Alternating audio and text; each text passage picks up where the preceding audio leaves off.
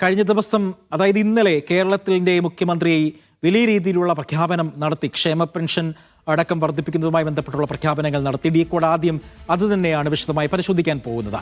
തദ്ദേശ തെരഞ്ഞെടുപ്പ് ഏത് നിമിഷവും പ്രഖ്യാപിക്കാനിരിക്കെ വൻപൻ പ്രഖ്യാപനങ്ങളുമായാണ് സർക്കാർ രംഗത്തെത്തിയിരിക്കുന്നത്. ക്ഷേമ പെൻഷനുകൾ കൂട്ടിയും ആശമാരുടെ അലവൻസ് വർദ്ധിപ്പിച്ചും സർക്കാർ ജീവനക്കാരോട് DA കുടിശ്ശികയിൽ ഒരു ഗഡു അതായത് 4% അനുവദിക്കുവാനും തീരുമാനിച്ചിട്ടുണ്ട്.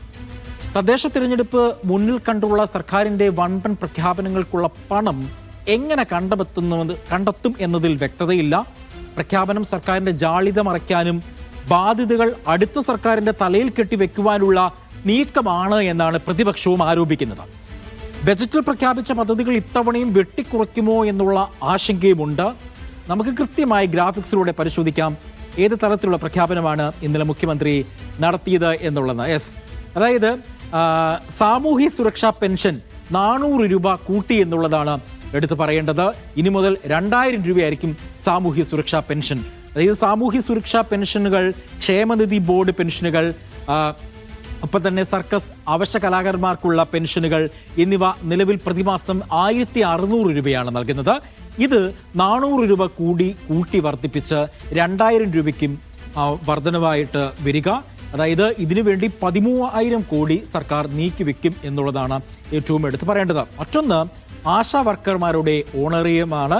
1000 രൂപ കൂട്ടിയിട്ടുണ്ട്. കുടിശ്ശിക ഈ വർഷം തന്നെ കൊടുത്തു തീർക്കും. അതായത് അടുത്ത 2 മാസത്തിനുള്ളിൽ കുടിശ്ശിക കൊടുത്തു തീർക്കുമെന്നാണ് സർക്കാർ പറയുന്നത്. പ്രത്യേകിച്ച് ആശമാരോട് സമരമൊക്കെ നമുക്കറിയാം.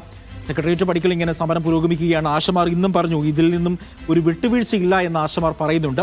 2 മാസത്തിനുള്ളിൽ അതായത് ഈ വർഷം തന്നെ ആശമാരുടെ കുടിശ്ശിക കൊടുത്തു തീർക്കുമെന്നാണ് പറയുന്നത്. മറ്റൊരു പ്രധാനപ്പെട്ട കാര്യം, അംഗനവാടി വർക്കർമാർ, ഹെൽപ്പർമാർക്കുള്ള ഓണറേറിയം 1000 രൂപ കൂട്ടും എന്നുള്ളതാണ് എടുത്തു പറയേണ്ടത്. മറ്റൊരു പ്രഖ്യാപനമാണ് സർക്കാർ ഉദ്യോഗസ്ഥരുടെ DA ഒരു ഗഡു കൂട്ടി എന്നുള്ളത്.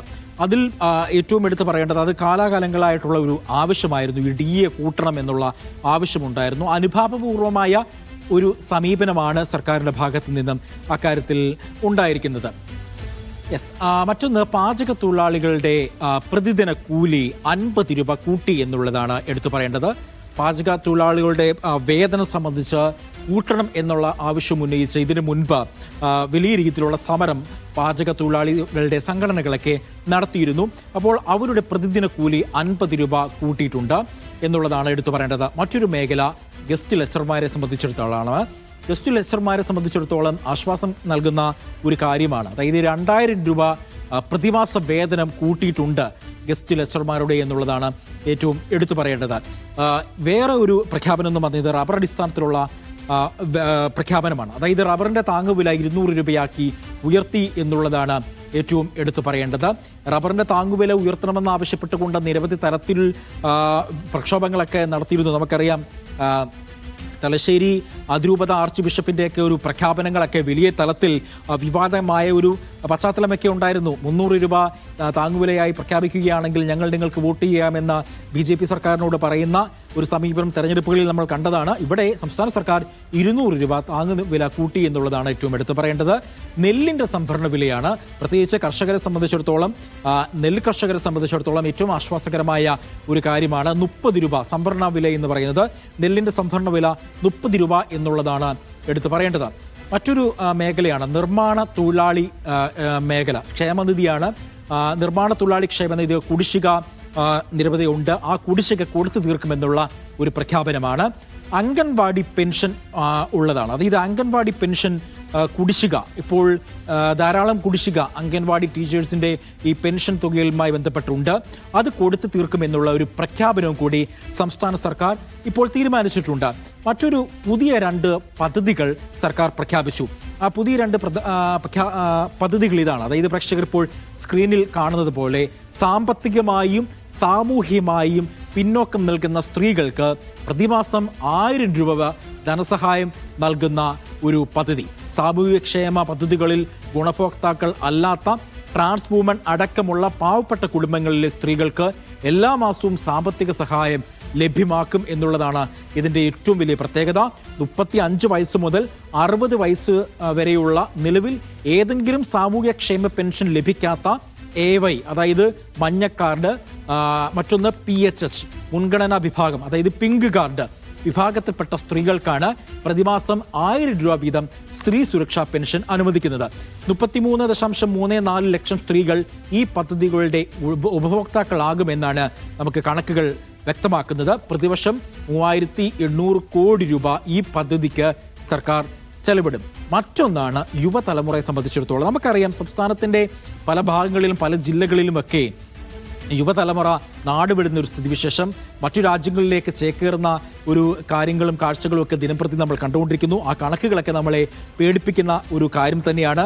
മറ്റു രാജ്യങ്ങളിലേക്ക് പഠനാവശ്യവുമായി ബന്ധപ്പെട്ട് യുവാക്കൾ പോകുന്നു. അവിടെ തന്നെ അവർ PR എടുത്തുകൊണ്ട് അവിടെ തന്നെ അവർ നിൽക്കാൻ താല്പര്യപ്പെടുന്നു. തിരിച്ച് കേരളത്തിലേക്ക് വരാൻ താല്പര്യം കാണിക്കാത്ത ഒരു സ്ഥിതിവിശേഷം. അങ്ങനെ കേരളത്തിൻ്റെ വലിയ രീതിയിലുള്ള ഒരു ബുദ്ധിമുട്ടൊക്കെ വരുന്നു എന്ന തലത്തിൽ വലിയ റിപ്പോർട്ടുകളൊക്കെ ഉണ്ടായിരുന്നു. അന്താരാഷ്ട്ര മാധ്യമങ്ങളെല്ലാം അടക്കം ഈ വാർത്ത റിപ്പോർട്ട് ചെയ്തിരുന്നു.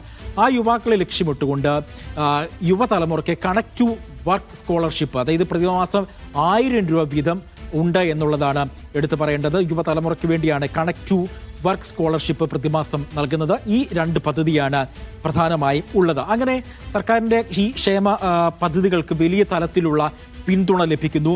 പ്രത്യേകിച്ച് ഇടതു സർക്കാരിൻ്റെ മൂന്നാം വരവ് ലക്ഷ്യമിട്ടുള്ള പ്രഖ്യാപനമാണ് എന്ന തലത്തിലുള്ള വിമർശനങ്ങൾ വരുന്നു. ജനകീയ സർക്കാർ എന്ന് പറയുന്നു. ഒരു വശത്ത് പറയുന്നു തദ്ദേശ തെരഞ്ഞെടുപ്പ് എപ്പോൾ വേണമെങ്കിലും പ്രഖ്യാപിക്കാം.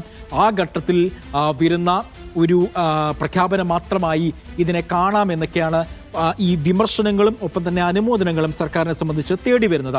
ഇനി നമുക്കറിയേണ്ടത്, പ്രതിമാസം ഈ പദ്ധതികൾക്കെല്ലാം തന്നെയും കോടിക്കണക്കിന് രൂപ നൽകേണ്ടി വരുന്നു. കോടിക്കണക്കിന് രൂപ നൽകേണ്ടി വരുമ്പോൾ സർക്കാരിന് വരുന്ന ബാധ്യതയുടെ കാര്യമാണ്. അതായത് 10,000 കോടിയാണ് സർക്കാർ പ്രഖ്യാപിച്ച ആനുകൂല്യം നൽകാൻ അധികം വേണ്ടിവരുമെന്നും അതിനുള്ള വഴികൾ സർക്കാർ കണ്ടിട്ടുണ്ട് എന്ന് മന്ത്രി KN ബാലഗോപാൽ തന്നെ പറഞ്ഞിട്ടുണ്ടായിരുന്നു. ഈ അടുത്തു വരുന്ന ഇടക്കാല ബജറ്റായതിനാൽ പ്രഖ്യാപനങ്ങൾ ഇപ്പോൾ തന്നെ നടത്തിയത് അതുകൊണ്ട് തന്നെയാണ് തെരഞ്ഞെടുപ്പ് വരുന്നു എന്നുള്ളതിൽ പ്രസക്തിയില്ല എന്നാണ് പറയുന്നത്. സർക്കാരിൻ്റെ പ്രധാനപ്പെട്ട ഒരു വാഗ്ദാനം, അതായത് ഈ 10,000 കോടി രൂപ അധിക ബാധ്യത, അത് സർക്കാരിനെ സംബന്ധിച്ചിടത്തോളം അത് ബാധ്യത ആകുന്നില്ല. തെരഞ്ഞെടുപ്പ് ആയതുകൊണ്ട് തന്നെ ഒരു ഇടക്കാല ബജറ്റാണ് വരുന്നത്. ഇടക്കാല ബജറ്റിന് മുൻപുള്ള ഒരു പ്രഖ്യാപനം മാത്രമാണ് അത്. തദ്ദേശ സ്വയംഭരണ സ്ഥാപനങ്ങളിലേക്കുള്ള തെരഞ്ഞെടുപ്പുകളുമായി ബന്ധപ്പെട്ടോ അല്ലെങ്കിൽ മറ്റേതെങ്കിലും തലത്തിൽ ഇതിനെ കൂട്ടിക്കഴക്കേണ്ട എന്ന തലത്തിലുള്ള ഒരു കാര്യമാണ് ധനമന്ത്രി KN ബാലഗോപാൽ ഈ വിമർശനങ്ങളുമായി ബന്ധപ്പെട്ട് അദ്ദേഹം പറഞ്ഞത്. ഇനിയും എടുത്തു പറയേണ്ടത്, ഈ മുൻപ് ആനുകൂല്യങ്ങൾ നൽകാൻ കടുംവെട്ട് നടത്തിയ ഒരു സമീപനം മുൻപുണ്ടായിരുന്നു. ഇത്തവണ ആനുകൂല്യം നൽകാൻ കടും വെട്ടോ എന്നുള്ള ഒരു ചോദ്യമാണ് ഇവിടെ ഉയരുന്നത്. അതായത് 10,000 കോടി രൂപയോളം അധിക ചെലവ് പ്രതീക്ഷിക്കുന്ന വാഗ്ദാനങ്ങൾ സർക്കാർ അടുത്ത മാസം മുതൽ തന്നെ നടപ്പാക്കുമെന്ന് പ്രഖ്യാപിക്കുമ്പോൾ അതിനുള്ള പണം എവിടെ? എല്ലാവരും ചോദിക്കുന്ന ഒരു ചോദ്യമാണ്. പദ്ധതികൾക്ക് മേലുള്ള കടുംവെട്ടാണോ സർക്കാർ നടപ്പാക്കുന്നത്? ക്ഷേമ പെൻഷനിൽ പ്രഖ്യാപിച്ച വർധനവ് നടപ്പാക്കാൻ മാത്രം മാസം 200 കോടിയേറെ രൂപ പ്രതിമാസം വേണം. ഇതിനു പുറമെ ജീവനക്കാരുടെ DA വർദ്ധിപ്പിക്കുകയും സാമ്പത്തിക ഭാരം ഏറും എന്നുള്ള കാര്യത്തിൽ യാതൊരു സംശയമില്ല.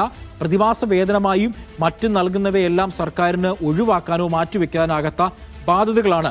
അതിനാൽ ഇവ നിറവേറ്റാൻ വരുമാനം വർദ്ധിപ്പിച്ചോ ചെലവ് ചുരുക്കിയോ പണം കണ്ടെത്തണം. അതിനുള്ള ഏറ്റവും എളുപ്പ വഴി എന്ന് പറയുന്നത് മുൻകാല ബജറ്റുകളിൽ പ്രഖ്യാപിച്ച പദ്ധതികൾ വെട്ടിക്കുറയ്ക്കുക എന്നുള്ളതാണ്. കഴിഞ്ഞ വർഷം പല വകുപ്പുകളിലും 50% പദ്ധതികൾ വെട്ടിക്കുറയ്ക്കേണ്ടി വന്നു എന്നുള്ളത് ഒരു ഞെട്ടിക്കുന്ന വസ്തുത തന്നെയാണ്. വലിയ രീതിയിലുള്ള വിമർശനങ്ങൾ സർക്കാർ ഇതുമായി ബന്ധപ്പെട്ട് ഒക്കെ കേൾക്കേണ്ടി വന്നിരുന്നു. അതായത് നമുക്കറിയാം, ഇടതു സർക്കാരിൻ്റെ ബജറ്റുകളെ പലപ്പോഴും ഇടതുപക്ഷം വിലയിരുത്തിക്കൊണ്ടിരിക്കുന്നത് ജനകീയ ബജറ്റുകൾ എന്നാണ് പലപ്പോഴും വിലയിരുത്തിക്കൊണ്ടിരിക്കുന്നത്. ആ ബജറ്റുകളിൽ ജനകീയ പ്രഖ്യാപനങ്ങൾ പലപ്പോഴും ഉണ്ടാകാറുണ്ട്. ഈ ജനകീയ പ്രഖ്യാപനങ്ങൾ ഈ അധിക ബാധ്യത വരുമ്പോൾ വെട്ടിക്കുറയ്ക്കേണ്ടി വരും എന്നുള്ളതാണ് ഈ സാമ്പത്തിക മേഖലയിൽ വിദഗ്ധർ ഇതുമായി ബന്ധപ്പെട്ട് പറയുന്നത്. രാഷ്ട്രീയ നിരീക്ഷകരും ഒപ്പം തന്നെ പ്രതിപക്ഷവും അടക്കം കൃത്യമായി ഇതുമായി ബന്ധപ്പെട്ട് പറയുന്നതും ഇത് തന്നെയാണ്. പ്രതിപക്ഷം പ്രധാനമായും ആരോപിക്കുന്ന ഒരു ആരോപണം എന്ന് പറയുന്നത് തദ്ദേശ സ്വയംഭരണ സ്ഥാപനങ്ങളിലേക്ക് നടക്കുന്ന തെരഞ്ഞെടുപ്പിന് വിജ്ഞാപനം ഏതു നിമിഷവും വരാം. അതുകൊണ്ട് ആ തെരഞ്ഞെടുപ്പ് മുന്നിൽ കണ്ടുള്ള ഒരു പ്രഖ്യാപനം മാത്രമാണുള്ളത്. മറ്റൊരു ആരോപണം പ്രതിപക്ഷം പ്രധാനമായും ഉന്നയിക്കുന്നത് ഈ വരുന്ന അധിക ബാധ്യത തുടർച്ചയായി വരാൻ പോകുന്ന സർക്കാരുകളെ സാരമായി തന്നെ ബാധിക്കുമെന്നാണ് പ്രതിപക്ഷം ഒന്നടങ്കം പറയുന്നത്. KPCC പ്രസിഡന്റ് സണ്ണി ജോസഫും ഒപ്പം തന്നെ VD സതീശൻ അടക്കമുള്ളവർ ഇക്കാര്യം പറയുകയും ചെയ്യുന്നുണ്ട്. VD സതീശൻ അടക്കമുള്ള ആളുകൾ പറയുന്ന പ്രധാനപ്പെട്ട ഒരു കാര്യം, ഈ തെരഞ്ഞെടുപ്പ് മുന്നിൽ കണ്ടുള്ള ഈ പ്രഖ്യാപനത്തെ അടുത്ത തവണ ഭരണത്തിലേരുന്ന സർക്കാരിനെ സംബന്ധിച്ചിടത്തോളം വലിയ ഒരു ബാധ്യതയാണ് ഈ സർക്കാർ, നിലവിലുള്ള പിണറായി വിജയൻ സർക്കാർ വരുത്തിവെച്ചിരിക്കുന്നത്. അത് മൂന്നാമത് അടുത്ത തവണ വരുന്ന സർക്കാരിനെ സംബന്ധിച്ചിടത്തോളം അത് വലിയൊരു കെണിയാണ്. കേരളം ഇപ്പോൾ തന്നെ കടക്കണിയിലാണ്. ജനങ്ങളുടെ കണ്ണിൽ പൊടിയിടാനുള്ള പ്രഖ്യാപനങ്ങളാണ് സർക്കാർ നടത്തുന്നത് എന്നാണ് സതീശൻ ആരോപിക്കുന്നത്. ഏതായാലും നമുക്ക് VD സതീശൻ പറഞ്ഞ വാക്കുകൾ കണ്ടുവരാം. വെള്ളത്തിൽ വീണതിൽ നിന്ന് രക്ഷപ്പെടാൻ വേണ്ടിയിട്ടാണ് ചില പ്രഖ്യാപനങ്ങൾ നടത്തിയത്. അപ്പോൾ 2500 രൂപ ആക്കാം എന്ന് പറഞ്ഞ് വോട്ട് പിടിച്ച് ജയിച്ച അധികാരത്തിൽ വന്നിട്ട് 4.5 കൊല്ലം 1 രൂപ പോലും കൂട്ടാതെ തെരഞ്ഞെടുപ്പിന്റെ സായാഹ്നത്തിൽ അങ്ങനെ കേരളത്തിലെ ജനങ്ങളെ കബളിപ്പിക്കാൻ പറ്റില്ല. ഇത് തെരഞ്ഞെടുപ്പ് മുന്നിൽ കണ്ടുകൊണ്ടുള്ള വർധനയാണ് എന്നും മനസ്സിലാക്കാനുള്ള സാമാന്യ ബുദ്ധി കേരളത്തിലെ ജനങ്ങൾക്കുണ്ട്. ഇപ്പം 4.5 കൊല്ലം കബളിപ്പിക്കുകയായിരുന്നു ഈ പാവപ്പെട്ടവരെ, ഏറ്റവും പാവപ്പെട്ട മനുഷ്യരാണ് അവരെ കബളിപ്പിക്കുകയായിരുന്നു ഈ ഗവൺമെന്റ്. കേരളം കടക്കണിയിലേക്ക് പോകാൻ വലിയ സാമ്പത്തിക പ്രതിസന്ധിയാണ്. അതുകൊണ്ടാണ് PM ശ്രീയിൽ ഒപ്പുവെച്ചതെന്ന് പറഞ്ഞ ആളുകൾക്ക് ഇപ്പം എവിടെന്നാ പൈസ വന്നത്? ഒരു പൈസയും വരുന്നില്ല. അതിന് വരാനിരിക്കുന്ന സർക്കാരിൻ്റെ തലയിൽ ഇരുന്നോട്ട് എന്ന് വിചാരിച്ചിട്ട് ചെയ്യുന്നതാണ്. ഇനി കൂടി വന്ന് 2-3 മാസം കൊടുത്താൽ മതിയല്ലോ, ഇത് ചെയ്താൽ മതിയെന്ന്. ബാക്കി വരാനിരിക്കുന്ന സർക്കാരിൻ്റെ തലയിലോട്ട് ഇരുന്നോട്ട് എന്ന് വിചാരിച്ചിട്ടാണ് ചെയ്തത്. ഇനി പ്രീ പ്രൈമറി ടീച്ചേഴ്സിന്, അംഗൻവാടിക്കാർക്ക്, ആശാ വർക്കർമാർക്ക് അവർക്ക് 1000 രൂപ കൂട്ടിയെന്നാണ് പറയുന്നത്. അതായത് ഒരു ദിവസം 33 രൂപ. ആശാ വർക്കർമാർ സമരത്തിലായിരുന്നു. ആ സമരത്തെ പരിഹസിക്കുകയും അവരെ അടിച്ചു അമർത്താൻ ശ്രമിക്കുകയും ഒക്കെ ചെയ്ത സർക്കാരാണ്. എന്നിട്ട് ഇപ്പം എത്രയാണ്? അവർ ചോദിച്ചത് 700 രൂപയാണ് മിനിമം വേതനം ഒരു ദിവസത്തെ. അവർക്ക് ഇപ്പം കിട്ടിക്കൊണ്ടിരിക്കുന്നത് 233 രൂപയാണ്. 33 രൂപയും കൂടി കൂടുതൽ കൊടുത്തിരിക്കുക. 33 രൂപയാണ് കൂടുതൽ. കൊടുത്തോ എന്ന് ചോദിച്ചാൽ ഞങ്ങൾ കൊടുത്തു. എന്താ കൊടുത്തതെന്ന് ചോദിച്ചാൽ കൊടുത്തത് 33 രൂപയാണ്. അത് തെറ്റാണ്. അവരുടെ ഓണറേറിയം ഗൗരവതരമായി വർദ്ധിപ്പിക്കണം. ഇപ്പം പ്രീ പ്രൈമറി ടീച്ചേഴ്സിൻ്റെ അവരുടെ ഓണറേറിയം വർദ്ധിപ്പിക്കണമെന്ന് ഹൈക്കോടതി പറഞ്ഞിട്ടുള്ളതാണ്. ക്ഷേമനിധി 2500 കോടി രൂപയാണ് ക്ഷേമനിധികൾ കൊടുക്കാനുള്ളത്. അത് കൊടുത്തിട്ടില്ല. സപ്ലൈകോയ്ക്ക് 2215 കോടി കൊടുക്കാനുള്ളപ്പോൾ 110 കോടി കൊടുക്കുമെന്ന് പറഞ്ഞു. പിന്നെ വലിയൊരു പ്രഖ്യാപനം, പട്ടികജാതി പട്ടികവർഗ കുട്ടികളുടെ ഗ്രാൻഡ് കൊടുക്കും. ഞങ്ങൾ പറഞ്ഞത് കൊടുക്കുന്നില്ല. കഴിഞ്ഞ വർഷം 500 കോടി പട്ടികജാതിക്കാരുടെയും 112 കോടി പട്ടികവർഗക്കാരുടെയും വെട്ടിച്ചുരുക്കി. ഇപ്പം ജീവനക്കാർക്ക് ഒരു ഗഡു കൊടുക്കുന്നത് DA ഗഡു. DAയുടെ എത്ര 6 ഗഡു കുടിശ്ശികയാണ്. സംസ്ഥാനത്തിൻ്റെ ചരിത്രത്തിലില്ലാത്ത കുടിശ്ശികയാണ്. ജീവനക്കാർക്കും അധ്യാപകർക്കും പെൻഷൻകാർക്കും കൂടി ഈ ഗവൺമെൻറ് കൊടുക്കാനുള്ളത് 1 ലക്ഷം കോടി രൂപയാണ്. അപ്പം 4.5 കൊല്ലം കബളിപ്പിക്കുകയായിരുന്നു ഈ പാവപ്പെട്ടവരെ, ഏറ്റവും പാവപ്പെട്ട മനുഷ്യരാണ് അവരെ കബളിപ്പിക്കുകയായിരുന്നു ഈ ഗവൺമെൻറ്. VD സതീശൻ പറയുന്നത് കഴിഞ്ഞ 4.5 വർഷം ജനങ്ങളെ കബളിപ്പിക്കുന്ന ഒരു സമീപനമാണ് സർക്കാരിൻ്റെ ഭാഗത്ത് നിന്നും ഉണ്ടായിരിക്കുന്നത്. ജനങ്ങളുടെ കണ്ണിൽ പൊടിയിടാൻ വേണ്ടി പ്രഖ്യാപിച്ച പ്രഖ്യാപനങ്ങൾ മാത്രമാണ് ഈ ക്ഷേമ പെൻഷൻ എന്നുള്ളത്. അതിൽ പ്രധാനമായും അവർ ചോദിക്കുന്നത് എങ്ങനെയാണ് പണം കണ്ടെത്തുക എന്നുള്ളത് തന്നെയാണ്. അതിൽ അവ്യക്തത തുടരുന്നു. പ്രഖ്യാപനങ്ങൾ സർക്കാരിൻ്റെ ജാള്യത മറയ്ക്കാനാണെന്നും ബാധ്യതകൾ അടുത്ത സർക്കാരിന്റെ തലയിൽ കെട്ടിവെക്കാനാണെന്നാണ് പ്രതിപക്ഷം ആരോപിക്കുന്നത്. ഏതായാലും ഈ പ്രഖ്യാപനത്തെ സംബന്ധിച്ചിടത്തോളം പല കോണുകളിൽ നിന്നും സർക്കാരിനെ സംബന്ധിച്ചിടത്തോളം വലിയ രീതിയിലുള്ള അഭിനന്ദനങ്ങളൊക്കെ വരുന്നുണ്ട്.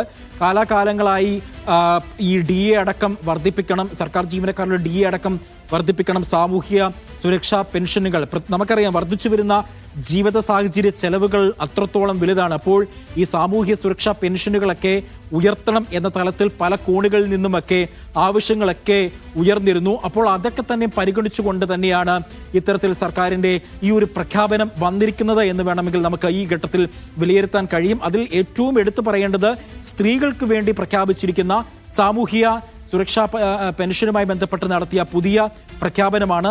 അതായത് നേരത്തെ ഞാൻ സൂചിപ്പിച്ചതുപോലെ തന്നെ സാമൂഹ്യക്ഷേമ പദ്ധതികളിൽ ഗുണഭോക്താക്കളല്ലാത്ത ട്രാൻസ് വുമൺ അടക്കമുള്ള പാവപ്പെട്ട കുടുംബത്തിലെ സ്ത്രീകൾക്ക് എല്ലാ മാസവും സാമ്പത്തിക സഹായം ലഭ്യമാകുമെന്നുള്ളതാണ്. അതിൻ്റെ ഗുണഭോക്താക്കളാവുന്നത് 35 വയസ്സ് മുതൽ 60 വയസ്സ് വരെയുള്ള സ്ത്രീകൾക്ക് ഇതിൻ്റെ ഗുണം ലഭിക്കും എന്ന തരത്തിലുള്ള ആ ഒരു വലിയ പ്രഖ്യാപനമാണ് സർക്കാരിൻ്റെ ഭാഗത്ത് നിന്ന് ഉണ്ടായിരിക്കുന്നത്. അപ്പോൾ വലിയ രീതിയിലുള്ള ഒരു പിന്തുണയും മറു സൈഡിൽ വലിയ രീതിയിലുള്ള വിമർശനങ്ങളുമൊക്കെ ഇതുമായി ബന്ധപ്പെട്ട് വരുന്നുണ്ട് എന്നുള്ളതാണ്. കുടിശ്ശികയായി കടന്നിരുന്ന നിർമ്മാണ തൊഴിലാളി ക്ഷേമനിധി ബോർഡിൽ ഉള്ള കുടിശ്ശിക അത് കൊടുത്തു തീർക്കാനെ കൊണ്ടുള്ള തീരുമാനമായിരിക്കുന്നു. അംഗൻവാടി പെൻഷൻ കുടിശ്ശിക കൊടുത്തു തീർക്കാനുള്ള പ്രഖ്യാപനം വന്നു കഴിഞ്ഞിരിക്കുന്നു. മറ്റൊന്ന് ആശാ വർക്കറുമായി ബന്ധപ്പെട്ടുള്ള പ്രഖ്യാപനമാണ്. ആശാ വർക്കർമാരുടെ ആ കുടിശ്ശിക 2 മാസത്തിനുള്ളിൽ കുടിശ്ശിക തീർക്കുമെന്നുള്ള ഒരു പ്രഖ്യാപനം വന്നിരിക്കുന്നു. അങ്ങനെ പല കോണുകളിൽ നിന്നുള്ള കുടിശ്ശിക തീർപ്പാക്കും എന്നുള്ള ഒരു വലിയൊരു പ്രഖ്യാപനങ്ങൾ കൂടി സർക്കാരിന്റെ ഭാഗത്തു നിന്ന് നിലവിലുണ്ട് എന്നുള്ളത് തന്നെയാണ് ഏറ്റവും എടുത്ത് പറയുന്നത്. യുവാക്കളെയും സർക്കാർ മറന്നില്ല. പ്രതിമാസം 1000 രൂപ യുവാക്കൾക്ക് സ്കോളർഷിപ്പ് നൽകാനും സർക്കാർ തീരുമാനമെടുത്തിരിക്കുന്നു എന്നുള്ളതാണ് ഏറ്റവും വലിയ പ്രഖ്യാപനങ്ങളിൽ ഒന്ന്.